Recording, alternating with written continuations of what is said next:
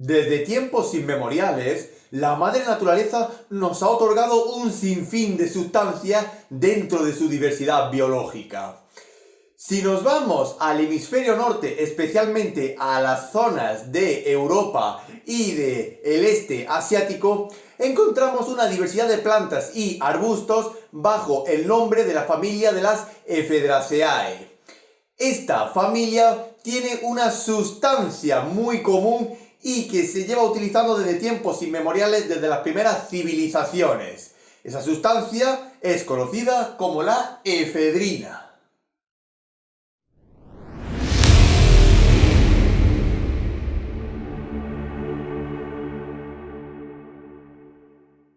La efedrina es una sustancia que pertenece a la familia de los simpaticomiméticos, es decir, estimuladores del sistema adrenérgico.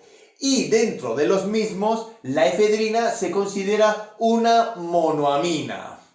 La efedrina la podemos encontrar de forma natural en el reino vegetal, en la presencia en plantas y arbustos de la familia de las Ephedraceae, o también conocida en las zonas asiáticas y civilizaciones del este bajo el nombre de Ma Guang. Aquí podemos encontrar la estructura y conformación química de la efedrina, donde prestamos especial atención al grupo amino característico de la propia molécula de la efedrina.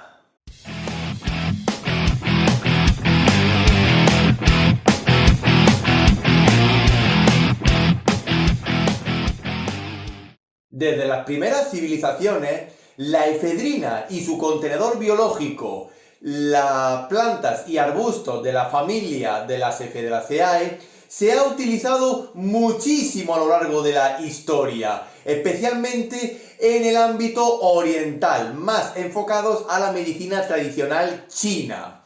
Actualmente la efedrina se utiliza para el control y tratamiento del asma y la rinitis, y también la podemos utilizar en el broncoespasmo. Y en ámbitos críticos, la efedrina también la podemos utilizar para la anestesia, especialmente en la anestesia obstétrica y ginecológica, y también la podemos utilizar para los cuadros de hipotensión arterial debido a su efecto vasoconstrictor.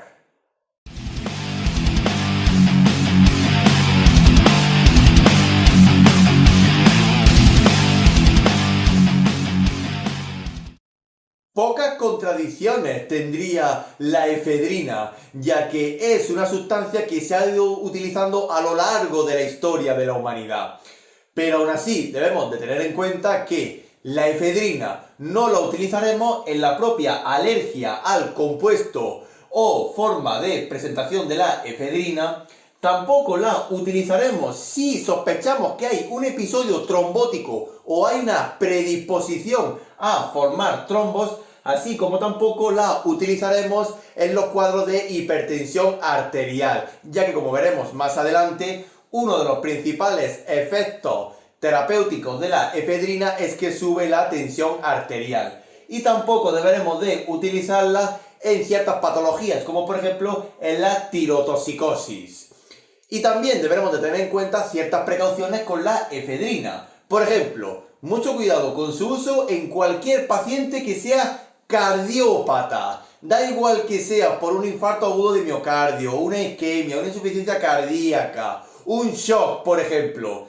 Siempre hay que tener cuidado con la efedrina debido a su alto efecto vasopresor y vasoconstrictor. También deberemos de tener cuidado en las propias anginas de pecho, las cuales la efedrina podría agravarlas debido al efecto inotrópico positivo que tiene la efedrina.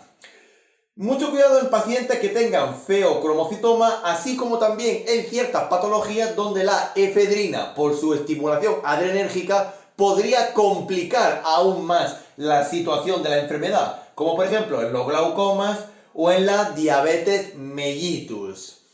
En poblaciones dispares, como por ejemplo en pediatría, adolescencia y en geriatría, es decir, en la tercera edad, deberemos de tener especial precaución con la administración de la efedrina, ya que puede haber una exacerbación de los efectos adversos. Siempre debemos de cuidar a nuestros mayores. También debemos de tener cuidado en pacientes que presenten tiropatías, como por ejemplo hipertiroidismo, hipotiroidismo, y en caso de que haya instaurado un proceso de tiropatía, no está recomendada la administración de efedrina. También debemos de tener en cuenta ciertas precauciones con pacientes que tengan vasculopatías o alteraciones de los vasos sanguíneos que impliquen también una alteración de la tensión arterial. Y deberemos también de revisar las interacciones que tiene la efedrina con el resto de la farmacología existente.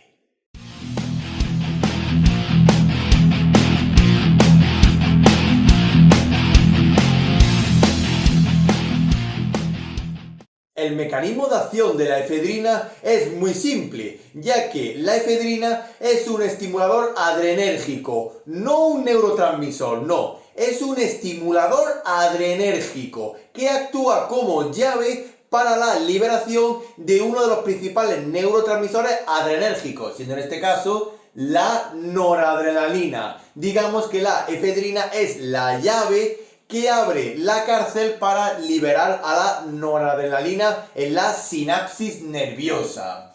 La efedrina estimula muchos receptores adrenérgicos, pero especialmente estimula los receptores alfa 1, beta 1 y beta 2. ¿Qué consigue la efedrina con la estimulación de estos receptores adrenérgicos? En primer lugar, que haya un efecto positivo de inotropismo cardíaco. Hay un aumento de la vasoconstricción y también de la vasopresión, es decir, sube la tensión arterial. Y también produce una broncodilatación, es decir, abre las vías respiratorias para un mayor intercambio de oxígeno. Y si comparamos la efedrina con uno de los principales neurotransmisores adrenérgicos, que en este caso es la adrenalina, podemos decir que la efedrina tiene menor potencia que la adrenalina, pero tiene mayor duración de sus efectos terapéuticos respecto a la adrenalina. Por eso, muchas veces en ámbitos críticos, si se dispone de ella, se prefiere la efedrina a la administración de adrenalina a largo plazo.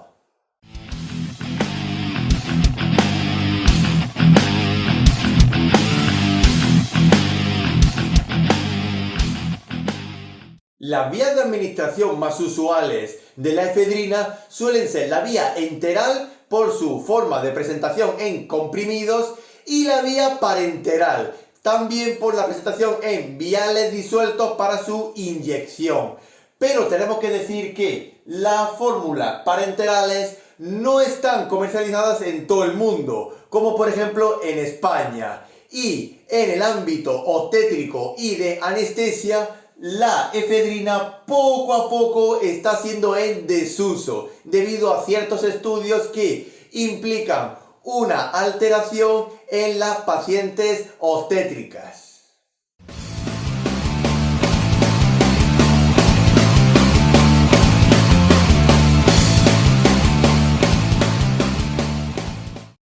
La posología más habitual de la efedrina está muy estandarizada. Incluso, aun siendo un fármaco que está en desuso en el ámbito anestesiológico y quirúrgico, también obstétrico, debemos tener en cuenta la dosificación que se utiliza todavía para su actuación más urgente o emergente. Por ejemplo, la efedrina en cuadros de rinitis podemos utilizar de 30 a 50 miligramos cada 8 o 12 horas, administrando aproximadamente un máximo de 150 miligramos diarios. Si nos vamos a las situaciones de un broncoespasmo, podemos utilizar de 12,5 a 25 miligramos de forma subcutánea, intravenosa o intramuscular, hasta que remitan los efectos del broncoespasmo. Si utilizamos la efedrina para el tratamiento de la hipotensión en anestesia, especialmente en ámbito obstétrico, utilizaremos una dosis aproximada de 3 a 9 miligramos si precisa para el control de la tensión arterial. Si a los 5 o 10 minutos no se ha resuelto la hipotensión del paciente, se administrará otra dosis parecida, administrando un máximo de 30 miligramos cada 24 horas. Y si utilizamos la efedrina en una dilución en bolo para utilizarla más rápidamente, podríamos utilizar una dilución de 30 miligramos de efedrina en 10 mililitros de suero salino fisiológico, obteniendo una concentración mínima aproximada de 3 miligramos por mililitro.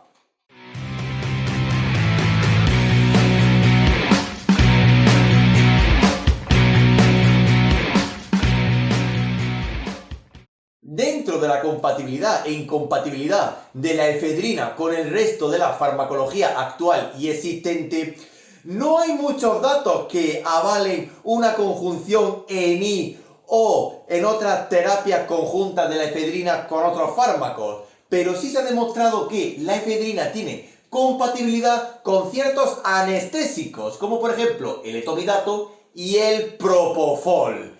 Y también la efedrina se ha demostrado que tiene incompatibilidad con el fenobarbital. Si nos vamos a las interacciones de la efedrina, encontramos que puede haber una sinergia o potenciación de los efectos terapéuticos de la efedrina si se combina con inhibidores de la enzima monoaminoxidasa, con antidepresivos tricíclicos que pueden aumentar la concentración de noradrenalina y de efedrina en la sinapsis nerviosa, así como también con ciertos anestésicos, especialmente los de tipo halogenados. Y por supuesto la efedrina también tiene sinergia con otros simpaticomiméticos, sean neurotransmisores naturales o no.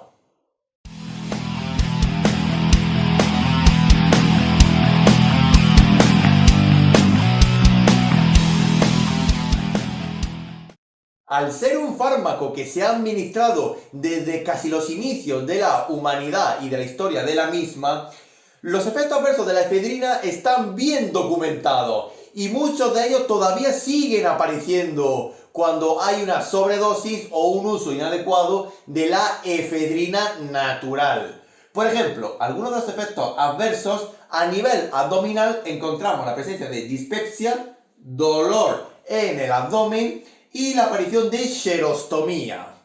Si nos vamos a los ámbitos neurológicos, puede aparecer ansiedad, insomnio, mareo y cefalea debido a la alta estimulación adrenérgica que provoca la efedrina. Si nos vamos a los ámbitos cardiovasculares, puede haber una fasciculación continua de la frecuencia cardíaca y de la tensión arterial, es decir, se puede producir taquicardia y bradicardia, hipertensión e hipotensión. Usualmente la efedrina en ámbitos críticos suele requerir de una monitorización continua de las constantes vitales.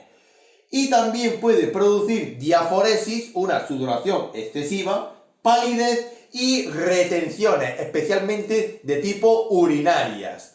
Y en el embarazo y la lactancia, la efedrina tiene categoría C, es decir, no se debería de administrar a no ser que haya un beneficio de su uso terapéutico tanto en la gestante como en el lactante, pero siempre valorando la balanza de beneficio y riesgo de la efedrina en ambas situaciones.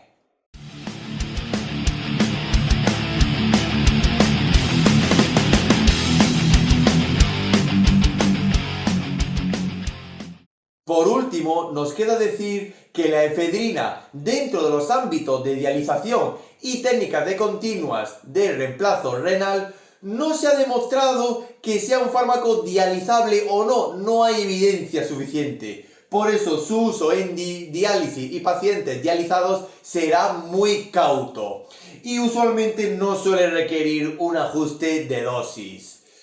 Debemos recordar que la efedrina actualmente es un fármaco en desuso en los ámbitos de anestesiología y obstetricia. Y también tenemos que decir, muy importante, que la vía parenteral, tanto de tipo intravenosa como intramuscular, no está autorizada en España. Solamente está autorizada la vía enteral, en forma de comprimidos. Y siempre también recordar que la efedrina nos rodea en cualquier parte, debido a su alta presencia natural en la familia de las plantas y arbustos del tipo Ephedra.